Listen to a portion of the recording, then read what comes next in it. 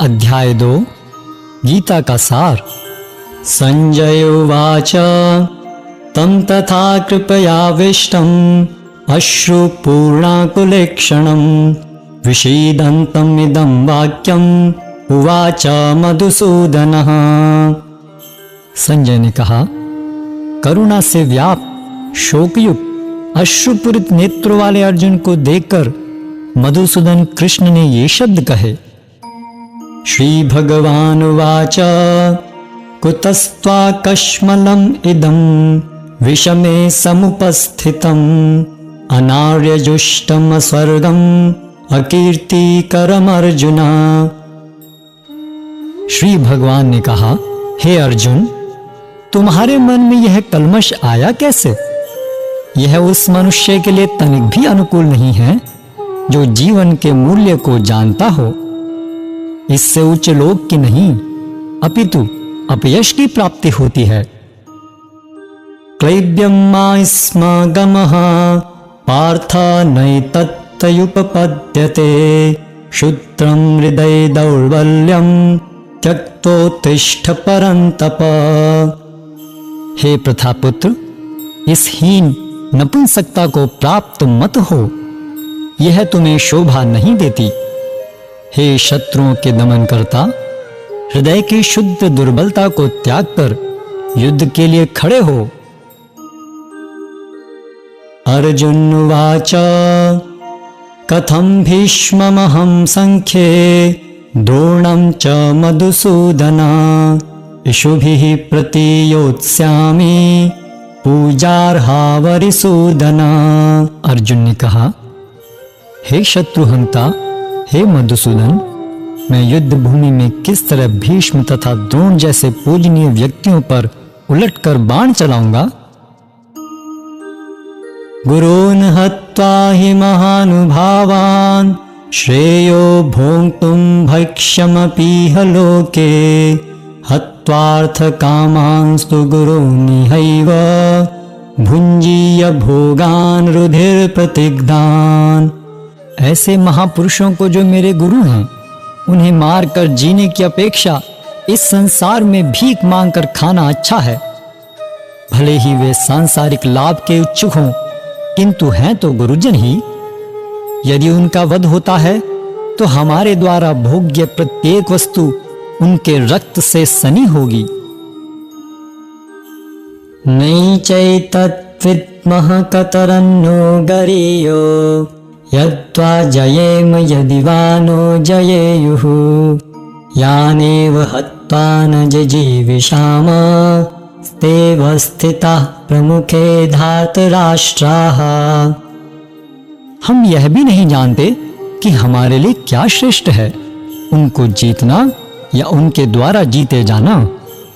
यदि हम धृतराष्ट्र के पुत्रों का वध कर देते हैं तो हमें जीवित रहने की आवश्यकता नहीं है, फिर भी वे युद्ध भूमि में हमारे समक्ष खड़े हैं। कार्पण्य दोषो अपहृत स्वभावः पृच्छामि त्वाम धर्म सम्मूढ़ चेता यश्रेयस्या निश्चितं ब्रूहि तन्मे शिष्यस्तेऽहं शाधि मां तां प्रपन्नम्। अब मैं अपनी कृपण दुर्बलता के कारण अपना कर्तव्य भूल गया हूँ और सारा धैर्य खो चुका हूँ। ऐसी अवस्था में मैं आपसे पूछ रहा हूँ कि जो मेरे लिए श्रेयस्कर हो उसे निश्चित रूप से बताएं।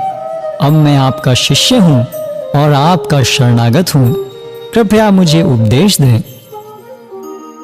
नहि प्रपश्यामि ममापुनद्यात् यच्छोकमुच्छोषणमिन्द्रियाणाम् अवाप्य भूमावसपत्नमृद्धं राज्यं सुराणामपि चाधिपत्यम्। मुझे ऐसा कोई साधन नहीं दिखता जो मेरी इंद्रियों को सुखाने वाले इस शोक को दूर कर सके। स्वर्ग पर देवताओं के अधिपत्य की तरह इस धन धान्य संपन्न सारी पृथ्वी पर निष्कंटक राज्य प्राप्त करके भी मैं इस शोक को दूर नहीं कर सकूंगा। संजय उवाच एवमुक्त्वा ऋषिकेशं गुडाकेशः परन्तप न योत्स्यैति गोविन्दम् उक्त्वा तूष्णीं बभूवः। संजय ने कहा, इस प्रकार कहने के बाद शत्रुओं का दमन करने वाला अर्जुन कृष्ण से बोला, हे गोविंद, मैं युद्ध नहीं करूंगा, और चुप हो गया। तमुवाच ऋषिकेशः प्रहसन्निव भारत सेनयोरुभयोर्मध्ये विषीदन्तम् इदं वचः। हे भरतवंशी धृतराष्ट्र, उस समय दोनों सेनाओं के मध्य शोकमग्न अर्जुन से कृष्ण ने मानो हंसते हुए ये शब्द कहे। श्री भगवान वाच अशोच्यानन्वशोचस्त्वं प्रज्ञावादांश्च भाषसे गतासु न गतासूश्च नानुशोचन्ति पंडिताः। श्री भगवान ने कहा, तुम पांडित्यपूर्ण वचन कहते हुए उनके लिए शोक कर रहे हो जो शोक योग्य नहीं है। जो विद्वान होते हैं वे न तो जीवित के लिए न ही मृत के लिए शोक करते हैं। न त्वेवाहं जातु नासं न त्वं नेमे जनाधिपा न चैव न भविष्यामः सर्वे वयमतः परम्। ऐसा कभी नहीं हुआ कि मैं न रहा हूं या तुम न रहे हो अथवा ये समस्त राजा न रहे हों, और न ऐसा है कि भविष्य में हम लोग नहीं रहेंगे। देहिनो अस्मिन् यथा देहे कौमारं यौवनं जरा तथा देहांतर प्राप्ते धीरस्तत्र न मुह्यति। जिस प्रकार शरीरधारी आत्मा इस वर्तमान शरीर में बाल्यावस्था से तरुणावस्था में और फिर वृद्धावस्था में निरंतर अग्रसर होता रहता है, उसी प्रकार मृत्यु होने पर आत्मा दूसरे शरीर में चला जाता है। धीर व्यक्ति ऐसे परिवर्तन से मोह को प्राप्त नहीं होता। मात्रा स्पर्शास्तु कौन्तेय शीतोष्ण सुख दुःखदाः आगमापायनो नित्यास्तां तितिक्षस्व भारत। हे कुंती पुत्र, सुख तथा दुख का क्षणिक उदय तथा कालक्रम में उनका अंतर्धान होना सर्दी तथा गर्मी की ऋतुओं के आने जाने के समान है। हे भरतवंशी, वे इंद्रिय बोध से उत्पन्न होते हैं और मनुष्य को चाहिए कि अविचल भाव से उनको सहन करना सीखे। यं हि न व्यथयन्त्येते पुरुषं पुरुषर्षभ समः दुःख सुखं धीरं सोऽमृतत्वाय कल्पते। हे पुरुष श्रेष्ठ अर्जुन, जो पुरुष सुख तथा दुख में विचलित नहीं होता और इन दोनों में समभाव रहता है, वह निश्चित रूप से मुक्ति के योग्य है। नासतो विद्यते भावो ना भावो विद्यते सतः उभयोरपि दृष्टवन्तः तु अनयोस्तत्त्वदर्शिभिः। तत्वदर्शियों ने यह निष्कर्ष निकाला है कि असत भौतिक शरीर का तो कोई चिरस्थायित्व नहीं है, किंतु सत आत्मा अपरिवर्तित रहता है। उन्होंने इन दोनों की प्रकृति के अध्ययन द्वारा यह निष्कर्ष निकाला है।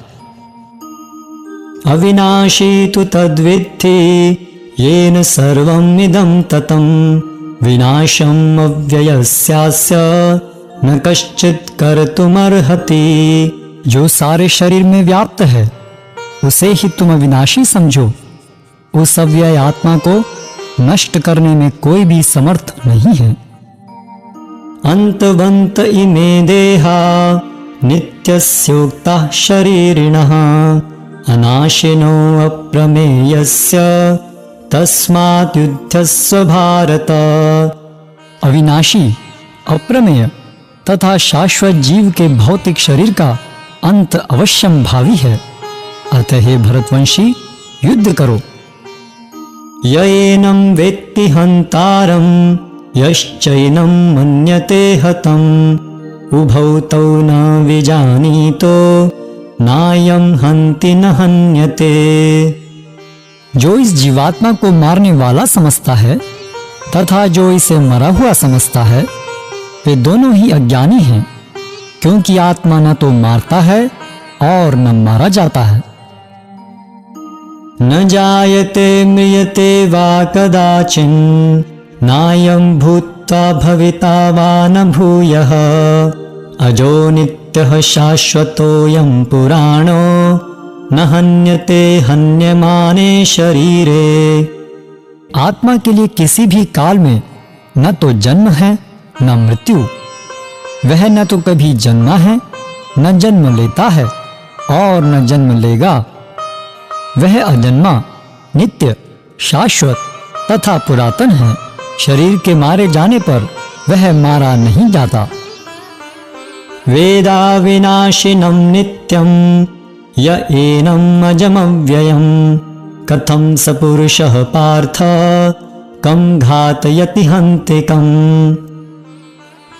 हे पार्थ, जो व्यक्ति यह जानता है कि आत्मा अविनाशी, अजन्मा, शाश्वत तथा अव्यय है, वह भला किसी को कैसे मार सकता है या मरवा सकता है। वासांसि जीर्णानि यथा विहाय, नवानि गृह्णाति नरोपराणि। तथा शरीराणि विहाय जीर्णानि, अन्यानि संयाति नवानि देहि। जिस प्रकार मनुष्य पुराने वस्त्रों को त्याग कर नए वस्त्र धारण करता है, उसी प्रकार आत्मा पुराने तथा व्यर्थ के शरीरों को त्याग कर नवीन भौतिक शरीर धारण करता है। नैनं छिन्दन्ति शस्त्राणि, नैनं दहति पावकः, न चैनं क्लेदयन्त्यापो, न शोषयति मारुतः। यह आत्मा न तो कभी किसी शस्त्र द्वारा खंड खंड किया जा सकता है, न अग्नि द्वारा जलाया जा सकता है, न जल द्वारा भिगोया या वायु द्वारा सुखाया जा सकता है। अच्छेद्योऽयम् अदाह्योऽयम्, अक्लेद्यो शोष्य एव च, नित्यः सर्वगतः स्थाणुर्, अचलोऽयं सनातनः। यह आत्मा खंडित तथा अघुलनशील है। इसे न तो जलाया जा सकता है न ही सुखाया जा सकता है। यह शाश्वत, सर्वव्यापी, अविकारी, स्थिर तथा सदैव एक सा रहने वाला है। अव्यक्तोऽयम् अचिन्त्योऽयम्, अविकार्योऽयम् अच्युते, तस्मादेवं विदित्वैनं नानुशोचेतुमर्हसि। यह आत्मा व्यक्त, अकल्पनीय तथा अपरिवर्तनीय कहा जाता है। यह जानकर तुम्हें शरीर के लिए शोक नहीं करना चाहिए। अथ चैनं नित्यजातं, नित्यं वा मन्यसे मृतं, तथापि त्वं महाबाहो नैनं शोचितुमर्हसि।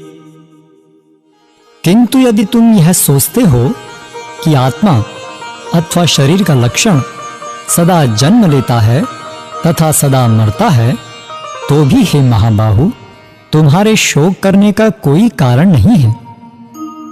जातस्य हि ध्रुवो मृत्युर्, ध्रुवं जन्म मृतस्य च, तस्मादपरिहर्यार्थे न त्वं शोचितुमर्हसि। जिसने जन्म लिया है उसकी मृत्यु निश्चित है, और मृत्यु के पश्चात पुनर्जन्म भी निश्चित है।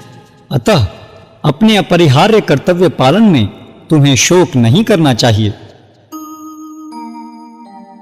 अव्यक्तादीनि भूतानि व्यक्तमध्यानि भारत, अव्यक्तनिधनान्येव तत्र का परिदेवना।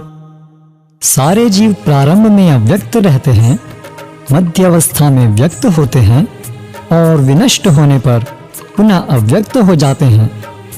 अतः शोक करने की क्या आवश्यकता है।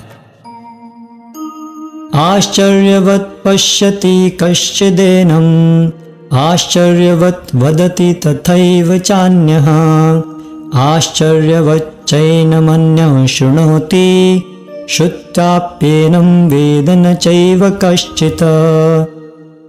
कोई आत्मा को आश्चर्य से देखता है, कोई इसे आश्चर्य की तरह बताता है, तथा कोई इसे आश्चर्य की तरह सुनता है, किंतु कोई कोई इसके विषय में सुनकर भी कुछ नहीं समझ पाते। देहि नित्यमवध्योऽयं देहे सर्वस्य भारत, तस्मात् सर्वाणि भूतानि न तं शोचितुमर्हसि। हे भरतवंशी, शरीर में रहने वाले देही का कभी भी वध नहीं किया जा सकता, अतः तुम्हें किसी भी जीव के लिए शोक करने की आवश्यकता नहीं है।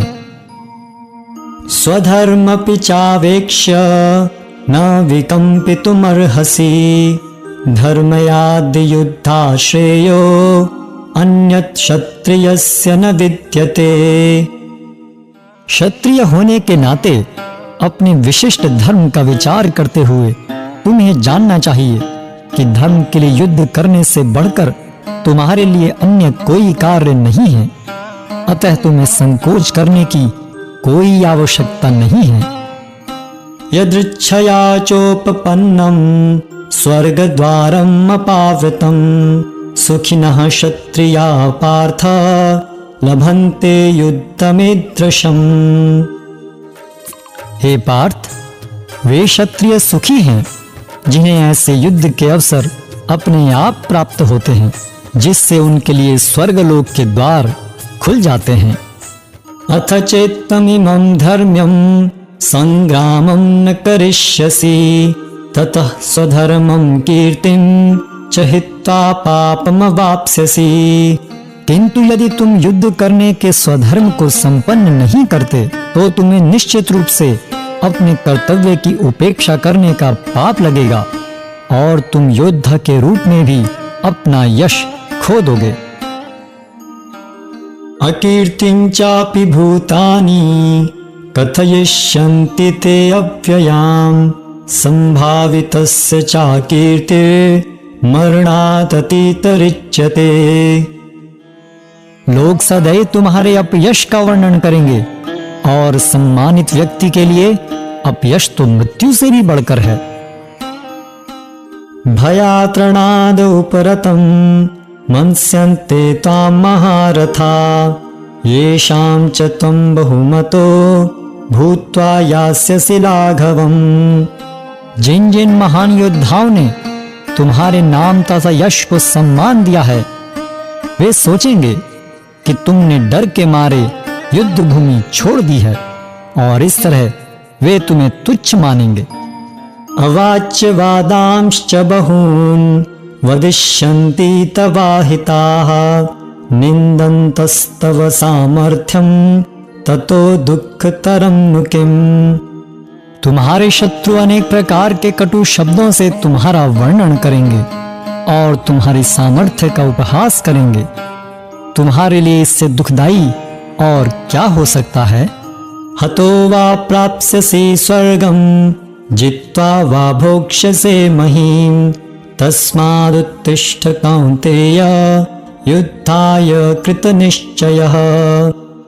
हे कुंती पुत्र, तुम यदि युद्ध में मारे जाओगे तो स्वर्ग प्राप्त करोगे, या यदि तुम जीत जाओगे तो पृथ्वी के साम्राज्य का भोग करोगे। अतः दृढ़ संकल्प करके खड़े हो और युद्ध करो। सुख दुखे समे कृत्वा लाभालाभौ जया जयौ, ततो युद्धाय युज्यस्व नैवं पापमवाप्स्यसि। तुम सुख या दुख, हानि या लाभ, विजय या पराजय का विचार किए बिना युद्ध के लिए युद्ध करो। ऐसा करने पर तुम्हें कोई पाप नहीं लगेगा। एषा ते विहिता सांख्ये बुद्धिर्योगे त्विमां शृणु, बुद्ध्या युक्तो यया पार्थ कर्म बंधं प्रहास्यसि। यहाँ मैंने वैश्लेषिक अध्ययन सांख्य द्वारा इस ज्ञान का वर्णन किया है। अब निष्काम भाव से कर्म करना बता रहा हूं, उसे सुनो। हे प्रथापुत्र, तुम यदि ऐसे ज्ञान से कर्म करोगे तो तुम कर्मों के बंधन से अपने को मुक्त कर सकते हो। नेहाभिक्रमनाशोऽस्ति प्रत्यवायो न विद्यते स्वल्पमप्यस्य धर्मस्य त्रायते महतो भयात्। इस प्रयास में न तो हानि होती है न ही ह्रास, अपितु इस पथ पर की गई अल्प प्रगति भी महान भय से रक्षा कर सकती है।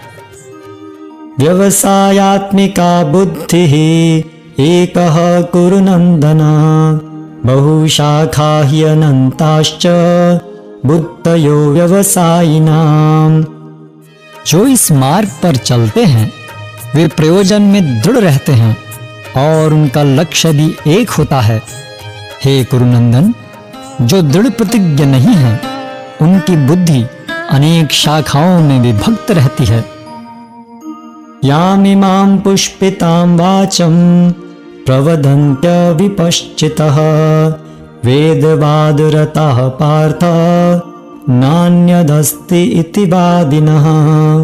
कामात्मानः स्वर्गपरा जन्म कर्म फलप्रदां प्रिया विशेष बहुलां भोगैश्वर्य गतिं प्रति। अल्पज्ञानी मनुष्य वेदों के उन अलंकारिक शब्दों के प्रति अत्यधिक आसक्त रहते हैं जो स्वर्ग की प्राप्ति, अच्छे जन्म, शक्ति इत्यादि के लिए विविध सकाम कर्म करने की संस्तुति करते हैं। इंद्रिय तृप्ति तथा ऐश्वर्य में जीवन की अभिलाषा के कारण वे कहते हैं कि इससे बढ़कर और कुछ नहीं है। भोगैश्वर्य प्रसक्तानां तया प्रहृत चेतसां व्यवसायात्मिका बुद्धिः समाधौ न विधीयते। जो लोग इंद्रिय भोग तथा भौतिक ऐश्वर्य के प्रति अत्यधिक आसक्त होने से ऐसी वस्तुओं से मोहग्रस्त हो जाते हैं, उनके मनों में भगवान के प्रति भक्ति का दृढ़ निश्चय नहीं होता। त्रैगुण्य विषया वेदा निस्त्रैगुण्यो भवार्जुन निर्द्वन्द्वो नित्यसत्त्वस्थो निर्योगक्षेम आत्मवान। वेदों में मुख्यतया प्रकृति के तीनों गुणों का वर्णन हुआ है। हे अर्जुन, इन तीनों गुणों से ऊपर उठो, समस्त द्वैतों और लाभ तथा सुरक्षा की सारी चिंताओं से मुक्त होकर आत्मपरायण बनो। यावनर्थ उदपाने सर्वतः संप्लुतोदके तावान् सर्वेषु वेदेषु ब्राह्मणस्य विजानतः। एक छोटे से कूप का सारा कार्य एक विशाल जलाशय से तुरंत पूरा हो जाता है।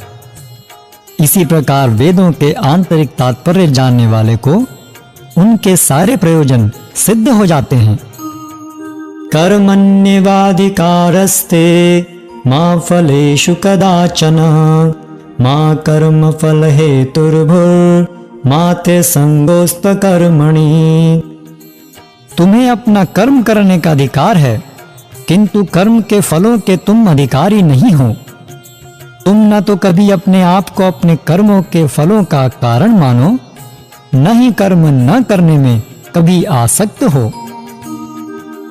योगस्थः कुरु कर्माणि संगं त्यक्त्वा धनंजय सिद्धयो समो भूत्वा समत्वं योग उच्यते। हे अर्जुन, जय अथवा पराजय की समस्त आसक्ति त्याग कर समभाव से अपना कर्म करो, ऐसी समता योग कहलाती है। दूरेण ह्यवरं कर्म बुद्धि योगात् धनंजय बुद्धौ शरणमन्विच्छ कृपणाः फलहेतवः। हे धनंजय, भक्ति के द्वारा समस्त गर्हित कर्मों से दूर रहो और उसी भाव से भगवान की शरण ग्रहण करो। जो व्यक्ति अपने सकाम कर्म फलों को भोगना चाहते हैं वे कृपण हैं। बुद्धि युक्तो जहातीह उभे सुकृत दुष्कृते तस्मात् योगाय युज्यस्व योगः कर्मसु कौशलम्। भक्ति में संलग्न मनुष्य इस जीवन में ही अच्छे तथा बुरे कार्यों से अपने को मुक्त कर लेता है। अतः योग के लिए प्रयत्न करो, क्योंकि सारा कार्य कौशल यही है। कर्मजं बुद्धियुक्ता हि फलं त्यक्ता मनीषिणः जन्म बंध विनिर्मुक्ता पदं गच्छन्त्यनामयम्। इस तरह भगवत भक्ति में लगे रहकर बड़े बड़े ऋषि, मुनि अथवा भक्तगण अपने आप को इस भौतिक संसार में कर्म के फलों से मुक्त कर लेते हैं।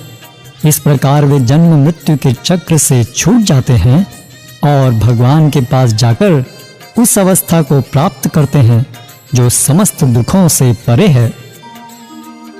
यदा ते मोह कलिलं बुद्धि व्यतितरिष्यति तदा गन्तासि निर्वेदं श्रोतव्यस्य श्रुतस्य च। जब तुम्हारी बुद्धि मोहरूपी सघन वन को पार कर जाएगी तो तुम सुने हुए तथा सुनने योग्य सबके प्रति अनन्य मनस्क हो जाओगे। श्रुति विप्रतिपन्ना ते यदा स्थास्यति निश्चला समाधावचला बुद्धि तदा योगम अवाप्स्यसि। जब तुम्हारा मन वेदों के अलंकारमयी भाषा से विचलित न हो और वह आत्म साक्षात्कार की समाधि में स्थिर हो जाए, तब तुम्हें दिव्य चेतना प्राप्त हो जाएगी। अर्जुन उवाच स्थित प्रज्ञस्य का भाषा समाधिस्थस्य केशव स्थितधि किं प्रभाषेत किमासीत व्रजेत किम। अर्जुन ने कहा, हे कृष्ण, अध्यात्म में लीन चेतना वाले व्यक्ति स्थित प्रज्ञ के क्या लक्षण हैं? वह कैसे बोलता है तथा उसकी भाषा क्या है? वह किस तरह बैठता और चलता है? श्री भगवानुवाच प्रजहाति यदा कामान् सर्वान् पार्थ मनोगतान् आत्मन्येवात्मना तुष्टः स्थित प्रज्ञस्तदोच्यते। श्री भगवान ने कहा, हे पार्थ, जब मनुष्य मनोधर्म से उत्पन्न होने वाली इंद्रिय तृप्ति की समस्त कामनाओं का परित्याग कर देता है और जब इस तरह से विशुद्ध हुआ उसका मन आत्मा में संतोष प्राप्त करता है, तो वह विशुद्ध दिव्य चेतना को प्राप्त स्थित प्रज्ञ कहा जाता है। दुखेष्वनदिग्नमना सुखेषु विगतस्पृहः वीतराग भय क्रोधः स्थितधीर्मुनिरुच्यते। जो त्रय तापों के होने पर भी मन में विचलित नहीं होता अथवा सुख में प्रसन्न नहीं होता और जो आसक्ति, भय तथा क्रोध से मुक्त है, वह स्थिर मन वाला मुनि कहलाता है। यह सर्वत्रानभिस्नेहः तत्तत्प्राप्य शुभाशुभं नाभिनन्दति न द्वेष्टि तस्य प्रज्ञा प्रतिष्ठिता। इस भौतिक जगत में जो व्यक्ति न तो शुभ की प्राप्ति से हर्षित होता है और न शुभ के प्राप्त होने पर उससे घृणा करता है, वह पूर्ण ज्ञान में स्थिर होता है। यदा संहरते चायं कूर्मोऽङ्गानीव सर्वशः इन्द्रियाणीन्द्रियार्थेभ्यः तस्य प्रज्ञा प्रतिष्ठिता। जिस प्रकार कछुआ अपने अंगों को संकुचित करके खोल के भीतर कर लेता है, उसी तरह जो मनुष्य अपनी इंद्रियों को इंद्रिय विषयों से खींच लेता है, वह पूर्ण चेतना में दृढ़ता पूर्वक स्थिर होता है। विषया विनिवर्तन्ते निराहारस्य देहिनः रसवर्जं रसोऽप्यस्य परं दृष्ट्वा निवर्तते। देहधारी जीव इंद्रिय भोग से भले ही निवृत्त हो जाए, पर उसमें इंद्रिय भोगों की इच्छा बनी रहती है, लेकिन उत्तम रस के अनुभव होने से ऐसे कार्यों को बंद करने पर वह भक्ति में स्थिर हो जाता है। यततो हि अपि कौन्तेय पुरुषस्य विपश्चितः इंद्रियाणि प्रमाथीनि हरन्ति प्रसभं मनः। हे अर्जुन, इंद्रियां इतनी प्रबल तथा वेगवान हैं कि वे उस विवेकी पुरुष के मन को भी बलपूर्वक हर लेती हैं जो उन्हें वश में करने का प्रयत्न करता है। तानि सर्वाणि संयम्य युक्त आसीत मत्परः वशे हि यस्येन्द्रियाणि तस्य प्रज्ञा प्रतिष्ठिता। जो इंद्रियों को पूर्णतया वश में रखते हुए इंद्रिय संयमन करता है और अपनी चेतना को मुझ में स्थिर कर देता है, वह मनुष्य स्थिर बुद्धि कहलाता है। ध्यायतो विषयान् पुंसः संगस्तेषुपजायते संगात् संजायते कामः कामात् क्रोधोऽभिजायते। इंद्रिय विषयों का चिंतन करते हुए मनुष्य की उनमें आसक्ति उत्पन्न हो जाती है और ऐसी आसक्ति से काम उत्पन्न होता है और फिर काम से क्रोध प्रकट होता है। क्रोधात् भवति सम्मोहः सम्मोहात् स्मृति विभ्रमः स्मृतिभ्रंशात् बुद्धिनाशो बुद्धिनाशात् प्रणश्यति। क्रोध से पूर्ण मोह उत्पन्न होता है और मोह से स्मरण शक्ति का विभ्रम हो जाता है। जब स्मरण शक्ति भ्रमित हो जाती है तो बुद्धि नष्ट हो जाती है और बुद्धि नष्ट होने पर मनुष्य भवकूप में पुनः गिर जाता है। राग द्वेष विमुक्तैस्तु विषयान् इंद्रियैश्चरन् आत्मवश्यैर्विधेयात्मा प्रसादम् अधिगच्छति। किंतु समस्त राग तथा द्वेष से मुक्त एवं अपनी इंद्रियों को संयम द्वारा वश में करने में समर्थ व्यक्ति भगवान की पूर्ण कृपा प्राप्त कर सकता है। प्रसादे सर्व दुखानां हानिरस्योपजायते प्रसन्न चेतसो हि आशु बुद्धि पर्यवतिष्ठते। इस प्रकार से कृष्ण भावनामृत में तुष्ट व्यक्ति के लिए संसार के तीनों ताप नष्ट हो जाते हैं और ऐसी तुष्ट चेतना होने पर उसकी बुद्धि शीघ्र ही स्थिर हो जाती है। नास्ति बुद्धिरयुक्तस्य न चायुक्तस्य भावना न चाभावयतः शान्तिः अशान्तस्य कुतः सुखम्। जो कृष्ण भावनामृत में परमेश्वर से संबंधित नहीं है उसकी न तो बुद्धि दिव्य होती है और न ही मन स्थिर होता है, जिसके बिना शांति की कोई संभावना नहीं है। शांति के बिना सुख हो भी कैसे सकता है। इंद्रियाणाम हि चरताम यन्मनोनुविधीयते तदस्य हरति प्रज्ञाम वायुर्नाव इवाम्भसी। जिस प्रकार पानी में तैरती नाव को प्रचंड वायु दूर बहा ले जाती है, उसी प्रकार विचरणशील इंद्रियों में से कोई एक जिस पर मन निरंतर लगा रहता है मनुष्य की बुद्धि को हर लेती है। तस्मादस्य महाबाहो निग्रहितानि सर्वशः इंद्रियाणि इंद्रियार्थेभ्यः तस्य प्रज्ञा प्रतिष्ठिता। अतः हे महाबाहु, जिस पुरुष की इंद्रियां अपने अपने विषयों से सब प्रकार से विरत होकर उसके वश में हैं, उसी की बुद्धि निस्संदेह स्थिर है। या निशा सर्वभूतानां तस्यां जागर्ति संयमी यस्यां जागृति भूतानि सा निशा पश्यतो मुनेः।